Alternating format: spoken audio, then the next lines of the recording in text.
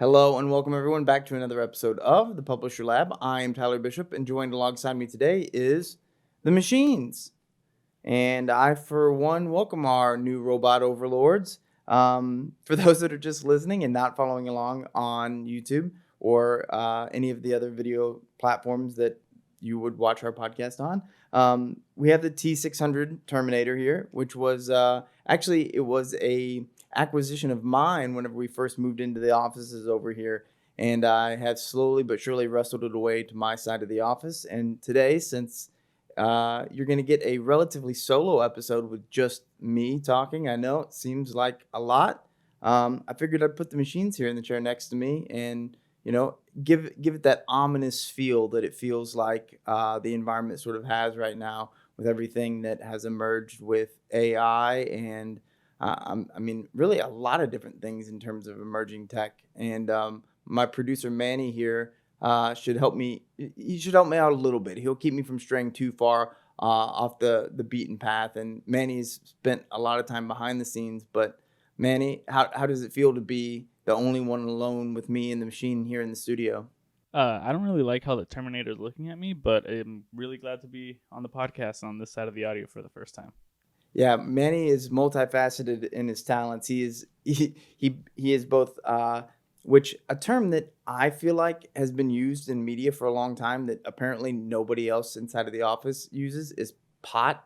Like you pot somebody up to like turn up the volume on a mixing board. I always tell Manny that he should pot this up or pot that down, and I know that he just thinks I'm making it up. But somebody out there, podcast listeners, if you've ever heard that before, I would love any other confirmation because I've yet to find any. So when you first said that, I immediately thought of Dr. Dre and Eminem. It's like, turn me up in the headphones, please. Yeah, and I feel like if they just would have like referenced pop me up, I need you to pot up my snare in my headphones or something like that, I'd have a little bit more validation. But nevertheless, I do feel like we've gotten to this point now where everything is somewhat AI related as it relates to topical news in our space. But there are things that I think are interconnected. And I think the fundamentals of digital publishing really haven't changed all that much in terms of the interest that publishers have. And that's a good portion of what we're going to navigate today. And I think all across sides of the spectrum. So without any further ado, the first story that we had that caught our attention today was one from Adweek, and the headline was "Ad buyers redirect YouTube strategies after a report that accuses it of violating standards." So ad buyers are adjusting their YouTube strategies following a report that accuses the platform of violating standards. This is something that's happened before, surprisingly. Oh my gosh, everyone is in shock. The report claims that YouTube's algorithm recommended harmful and inappropriate content to users, including minors. It would be almost impossible not to include minors with a platform like YouTube. Advertisers are concerned about their brand safety and reputation when their ads appear alongside questionable content. This is an old one, goes back as far as the start of time. Advertisers are concerned about brand safety on the internet. Go figure. And some advertisers are shifting their ad spend away from YouTube and reallocating it to alternative platforms. And brands are demanding more transparency and stricter content moderation measures from YouTube. Advertisers are exploring options such as whitelisting trusted channels or using third-party verification tools to mitigate these risks. YouTube is taking steps to reevaluate their targeting and content guidelines to ensure their ads are shown in suitable context, and or that's what advertisers are doing, and YouTube is taking steps to address concerns, including updating its policies and increasing manual content reviews. So I think the biggest thing with something like this, and Manny, I don't know, going back, do you remember from 5 or 6 years ago, do you remember there being like a kind of a big hubbub? Is this something that ever hit mainstream about like brands pulling all their ads, like P&G and some of those other ones pulling their ad spend off YouTube? I do recall that. I remember a few years ago when a lot of advertisers were pulling stuff off because they didn't know what kind of channels they were having their ads run in front of. Yeah, exactly. Especially in international countries where the language, they were maybe talking about all sorts of outlandish stuff, but the YouTube, algorithm couldn't catch any of that bad stuff that they were showing. Yeah, I think there was one incident in particular that happened in the UK where they used the term extremist content now, but there was a literal beheading video that advertisers were having their ads shown next to, and a lot of people screen capped it.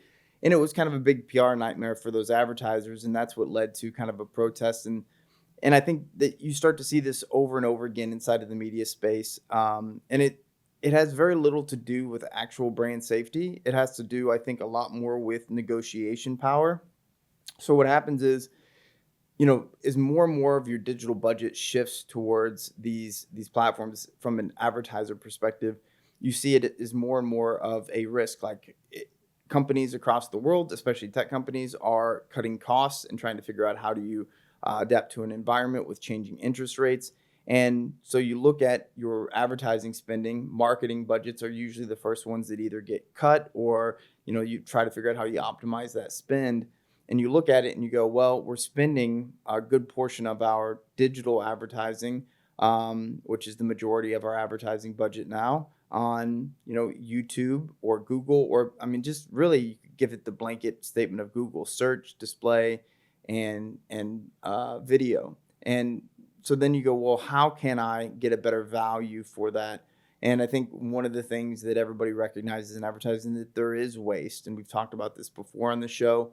So I see this as just more performative. It's the top end of advertisers trying to negotiate with YouTube on essentially what controls and sort of like what kind of rates they can get. They're trying to establish new mechanisms or back channels where they can get private marketplaces or private deals. They just want more features, or they want more flexibility in terms of revenue share and stuff like that they can get directly through the platform, because they can't just directly sell like ad space and implement it programmatically on a YouTube channel.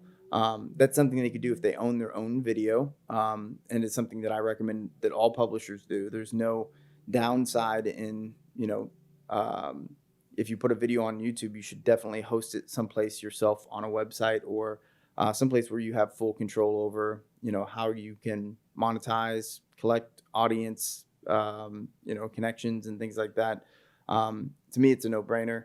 And I think if we look and project out into the future, I think one of the things that we will see is that YouTube will start to lose a little bit of its dominance here. And you've seen this a little bit with ad platforms popping up, like for places that are like sellers of goods. Amazon was obviously the first to do this, but I saw Kroger released their own sort of like ad buying platform now. So you can buy like ad space on Kroger's website. You can buy it in like their, I guess the weekly that goes out to everybody with their, like they still send the grocery things out each week, right, Manny? With the promotions where you can get like milk, it's like cheaper or whatever. Yeah, those are like the weekly deals. I was thinking if we can get an Ezoic ad in the condiment section.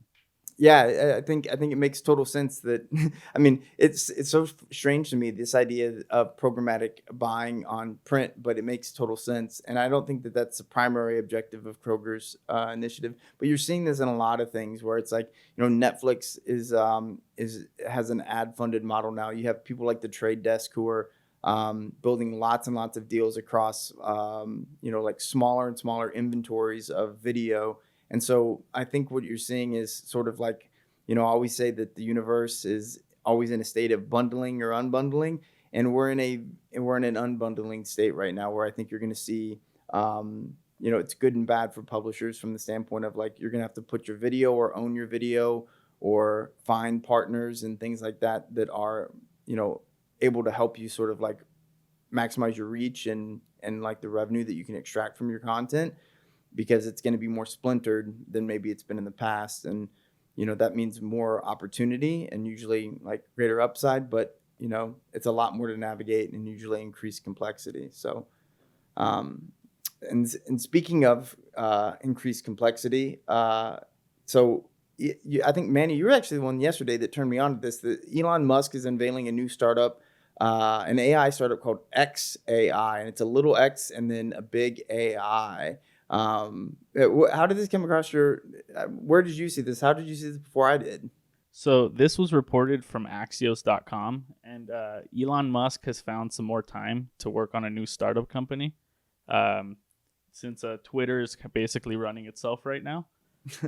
He wanted to focus his company on AI that's more explainable and more transparent. He was concerned about the understanding of how AI arrives to conclusions and the ability to interrogate its reasoning. He warned against everybody just blindly accepting AI outputs without proper scrutiny and oversight.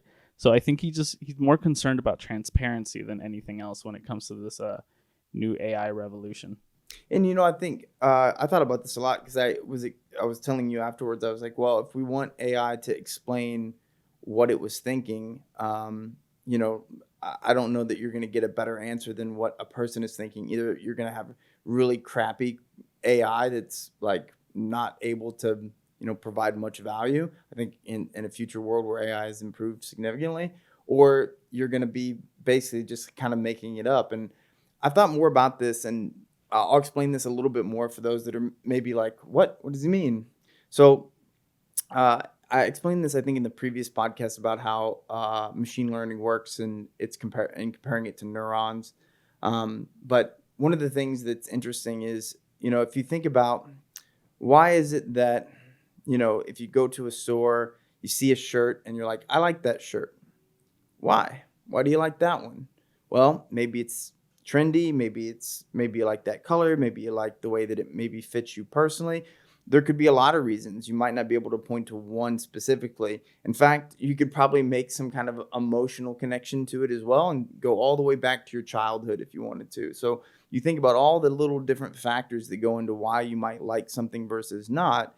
And so to explain that to somebody would be almost impossible because you have to take into like the complexity of the human experience. And I think that exists with AI as well. It's why an AI can't, print out a report and be like, I made this decision because of this, and this. It's all these sort of tiny learning, mechanisms. They call it like deep learning and quote unquote large language models. These things are big. It's lots and lots of reinforcement or data over time that it collects, and those things act like neurons where it's not one specific thing that is determining why you would make a decision unless it's a very simplified AI model. So with very targeted and specific models, you could definitely print out something that says like, this is weighted on X, Y, and Z, and it's why it made this decision. But you're gonna have a really hard time getting a machine to tell you why it made a decision in the same way that it's going to be hard to find out for sure why a human made a decision. Now, you can get some context and maybe you can get a human and a machine to explain itself. But then it really comes back to credibility. And this is what I was thinking about yesterday, Manny, after we had this discussion, was that the credibility, I think, that is, exists with human beings. Like, if some guy off the street tells me that, tells me how to handle a medical condition, and then a doctor in a doctor's office tells me how to handle it, I'm going to probably lend a little bit more credence to the doctor in the doctor's office because I know that they have the training. The guy off the street that's just, maybe seems like a crazy person or something like that. Bad example. You guys know me and examples on this show. I think that you look at something like that and you go, well, I don't know what his background is. Doesn't strike me as overly credible. So maybe I can't put as much weight into, the sort of output that I would get from that versus the other. So this is where I kind of look at something like this and I go, well, there is potential here if you can have sort of an objective evaluation of how good the quality of the models are for certain types of decisions. And I think that, kind of reading a little bit more about it, it's really hard to tell if that's what it's going to be. There's a lot of buzzwords and then sort of like the marketing sort of slogans, which is like, AI needs to be held accountable. The algorithms, could be biased or incorrect. And it's like, these are like almost like, polarizing political statements where it's like, somebody can say like, I think that, the taxes are too high, and I think that, we need more jobs and we want more teachers and we need more, we want to have a better justice system. It's like, yeah, everybody wants those things, So it's hard to say that those things are unwanted, and that's not the goal of pretty much everything that's working inside of those respective spheres. So it'll be interesting to see what if anything comes of that. Elon has a habit of kind of announcing a lot of like bigger ideas, and then a lot of them end up coming to fruition, but we'll see what happens with this one. I'm still holding out for Neuralink. Yeah, and he's been big on the Terminators here too. Hopefully we can make the one that's sitting next to me today a real life one at some point. Because have you seen his the Tesla humanoid robots? Yeah, I've seen them. Yeah, they're really creepy. I don't know why we would. That just seems like it's taunting. It's like so much hubris and making it a human one. It's like we have the Terminator movies. It's what everybody's afraid of. Like, just make them dogs or something, anything else. I've seen that episode of Black Mirror. Dogs don't help either. Yeah, maybe not dogs. Maybe just like, I don't know. What's an animal that you would be less afraid of if it was a robot? A manta ray. That's flat. That is a terrible idea. I'm not afraid of my I'd Roomba imagine at they all. would fly. They get out of sight of the ocean. I'm thinking more like a koala bear or something like that, Yeah, just don't port over any of the audio that koalas actually make because they sound terrifying. Yeah. Koalas are actually quite terrifying. And speaking of quite terrifying, beautiful transition. I'm pretty good at this stuff. Google's search ranking algorithm was something that got a lot of attention over the weekend. I've talked a lot about this sort of subject in the past, and you guys will get a diatribe from me today on it. But I know that it is something that's caught the attention of a lot of our audience and publishers, which is there was a lot of volatility this weekend. SEO Roundtable, our good friend Barry Schwartz, has basically said that he put in one of the headlines, is it ranking tools. So Google search ranking algorithm experienced a period of volatility and fluctuations. The volatility that they're referring to is referenced by or measured and referenced by multiple tools that are out there. There's several SEO tool companies that produce free sort of like volatility measurement devices that are out there. I'm sure our audience is overly familiar with them. Webmasters and SEO professionals observed also significant shifts in search rankings and organic traffic. That's objective data, I suppose, but it's not that objective in that it's a very small sample. So I would always say take sort of that experience with a grain of salt, but some websites experience notable gains or losses in visibility and rankings. The update appears to have affected a wide range of industries and search queries, which that doesn't appear anything. There's nobody that knows that. Google did not provide specific details or confirm the update.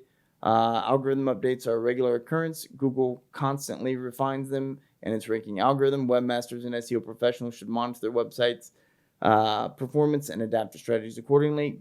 The volatility in search rankings made it difficult for these tools to provide accurate and consistent data. According to the SEO Roundtable article, and fluctuations in rankings could be attributed to algorithm updates, changes in user behavior, or other factors. Webmasters and SEO professionals faced challenges in assessing the impact of these changes because of the lack of visibility, because of the impact of the changes and the volatility and the inability for anybody in this entire space to measure anything related to it.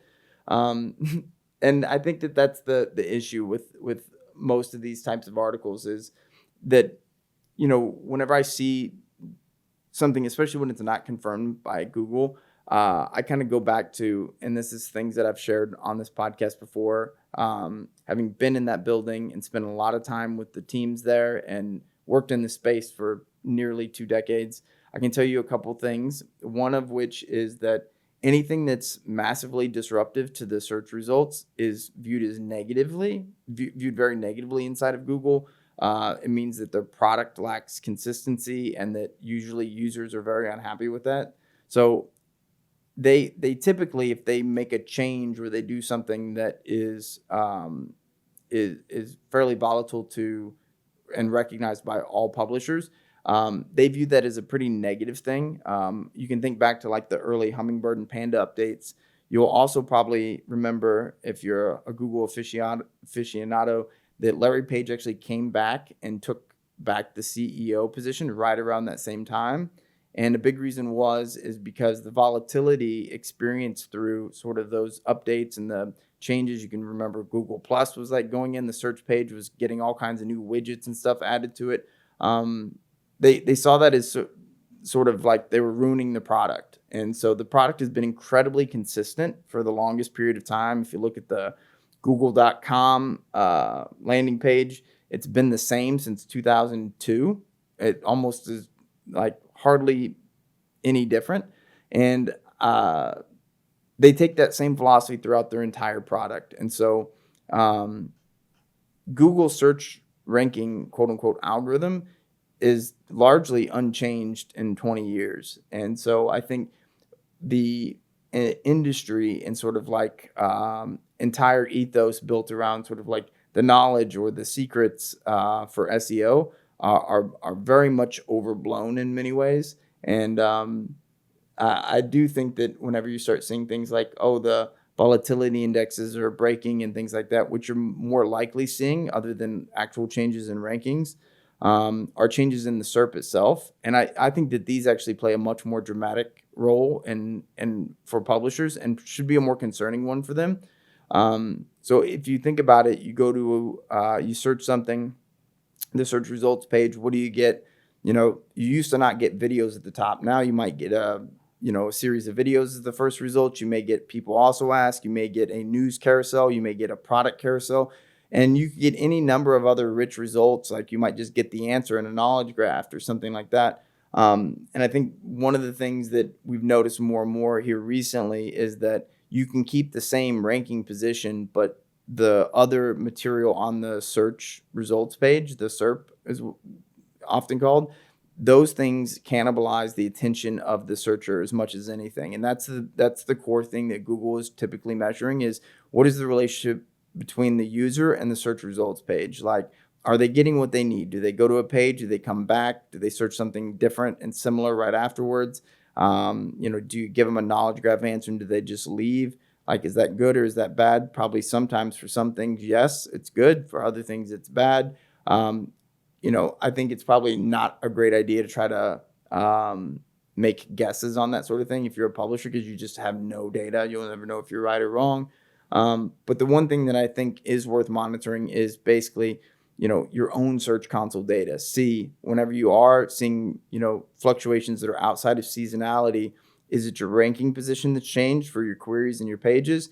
If it is, that could be something where it's like, it could be your content. There could be some kind of change where it's like, go look at what other content is ranking. Maybe it's video oriented, maybe, written content for the specific query is something that's like becoming less and less important. And maybe it's more video content. If it's something that is, the rankings are staying the same, but you're seeing less overall traffic, seeing the same number of impressions, but fewer clicks, that means that there's something else on that page that's cannibalizing the attention. Could be, a rich result. See if you can get that one for your page so that it's something that, you're able to capitalize on. And if it's not, if it's, something that is maybe more permanent than that, then you may want to look at just the overall sort of like category of that query of content, because it's possible that Google will, slowly but surely eat away at that one. And you don't want to make more content, no matter how popular it is, of something that like isn't going to get found in search if that's your strategy. Now, I would argue that every point of this should emphasize to publishers just how overly dependent that they are on Google search.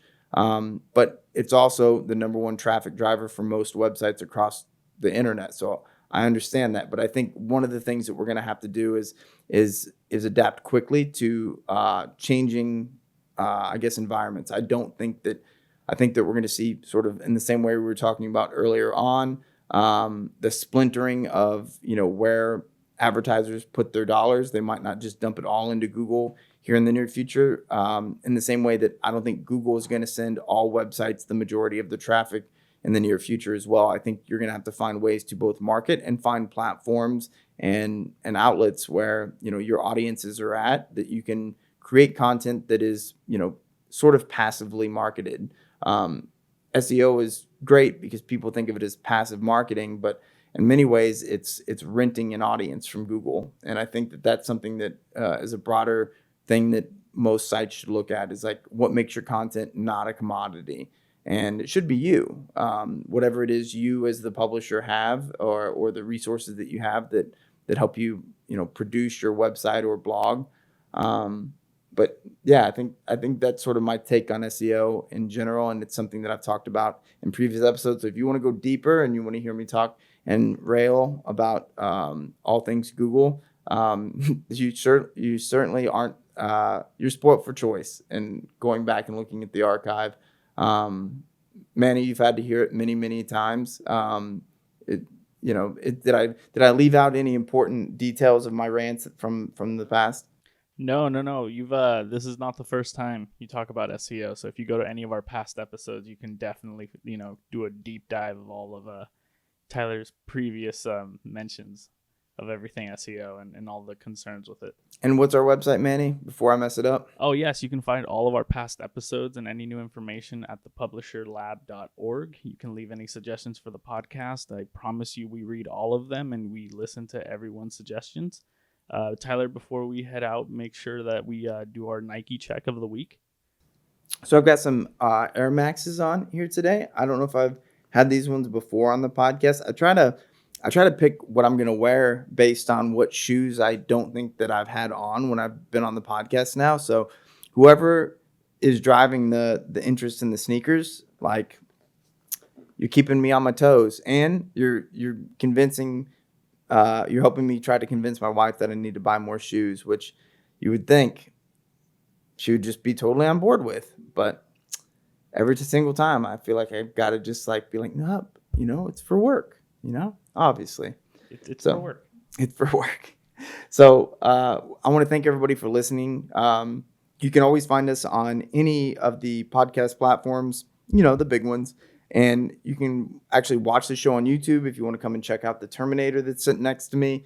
And yeah, like Manny mentioned before, if you have comments or questions, those are great. They really help us just kind of guide and direct the show directly towards you, the audience, and what you want to hear about. And it's been another episode of the Publisher Lab. And thanks everybody for joining and listening or watching.